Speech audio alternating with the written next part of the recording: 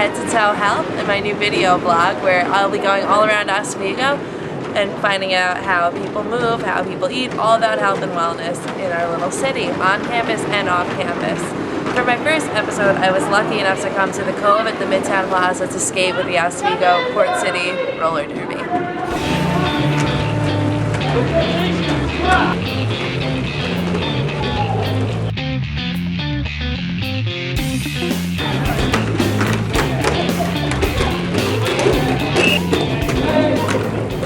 Alrighty, I'm going to introduce you to my friend Lindy from Port City Roller Derby. Hello. She's going to tell me a little bit about how to get ready and all suited up, what I need for practice, for about whatever you're going to be doing roller derby related.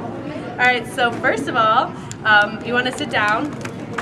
You always put on your pads first and your equipment first, because if you put on your skates first, then you can eat it and hurt yourself. How long have you been skating with the team? This will be my third season. I think I've been skating for a total of 2 years, but our third bouting season's coming up now. And how'd you get involved? My cousin Laura, certified public assassin, she actually was the one that recruited me, and my sister in Insane Asylum also plays. Alright, now when you're getting up, I would go knees first. Getting up. First skate out. Lean forward. Next skate. Always. Always.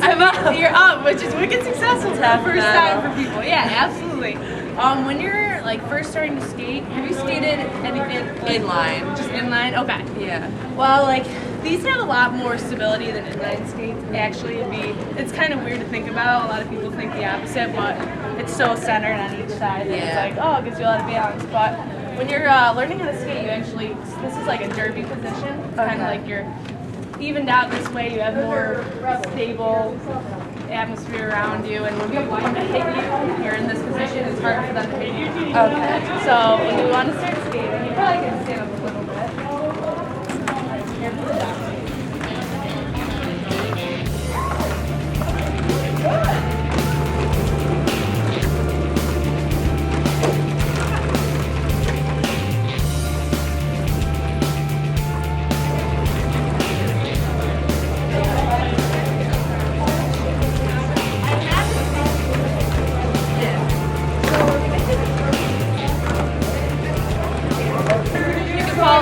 One knee or the other, like down, like that, like transitioning into it, like bag up.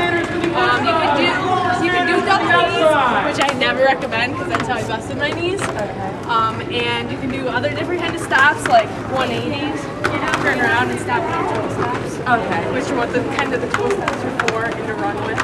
Okay. And then the pull stop that I showed you before.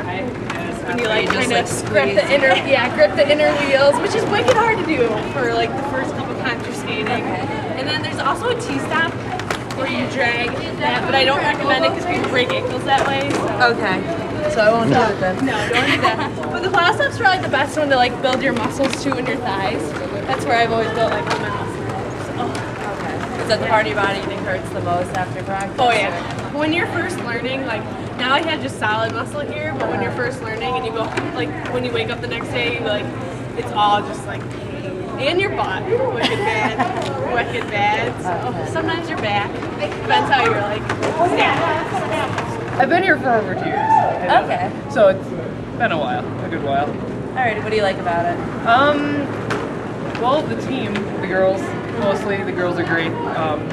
It's like a big camaraderie thing. Yeah. You know, you spend a lot of time together. I mean, we skate at least probably 5 hours a week usually, and then extracurricular stuff that we do, whether it's volunteering for community or fundraising for the league. You end up spending a ton of time with these girls. And it's nice. It gives you a whole new like social circle that you didn't have before. That, and it's like, as far as being active, it's something to be involved in. Yeah, and it's good exercise too. You don't really think about exercising while you're doing it. It's more fun. It's a lot more fun. Like going to the gym and you run for a half an hour. And you get to hit people. Yeah, and you get to hit people, and knocking people down is like the most fun thing ever. Have you had any injuries from me? roller derby? Yeah. I hurt my knee probably about a year ago now, and I was out for a while. I tore my meniscus in my knee a little bit, but it doesn't bother me. We've had a lot more serious injuries. Our cousin Laura, who's also on the team, she tore her ACL in a practice doing nothing. She just took the turn weird and tore her ACL.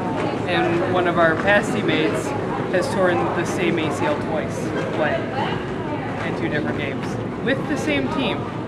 So we're playing against the same team, which tore it the second time around. So you can have serious injuries. Not a lot. I mean, they're not that common, but they do happen.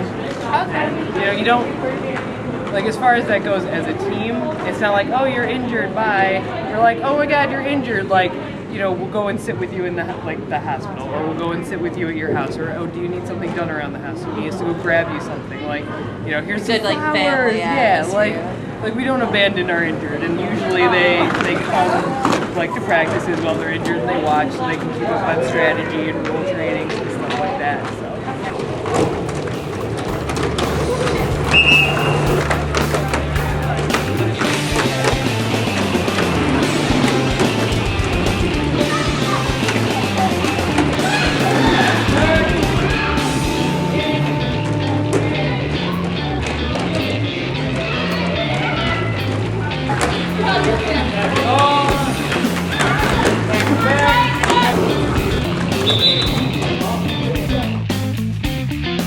What I learned from the Port City Roller Derby is that it's a great way to stay active, a great thigh and butt workout, and it feels more like fun than a sport, and there's a great group of girls here that just feels like family. I'm Heather, and this is Head2Toe Health.